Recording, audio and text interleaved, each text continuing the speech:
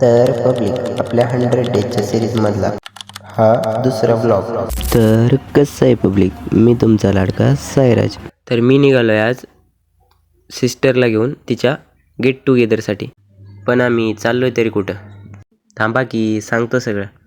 पावसाचं वातावरण तर खूपच झालं होतं, तरी पण आम्हाला जायचंच होतं. मग काय पण हो, फायनली मी नेवासा रोड हॉटेल केशव गोविंदला येऊन पोचलो. मध्ये गेल्यास सगळे आपले इंट्रोडक्शन देत होते आणि सगळे बघा कसे मन लावून ऐकताय. त्यांची बघ ऐकून मला झालं बोर. मग काय, मी बसलो रील स्क्रोल करत. गेट टुगेदरच्या कार्यक्रमाला आम्ही केला एंड आणि निघालो.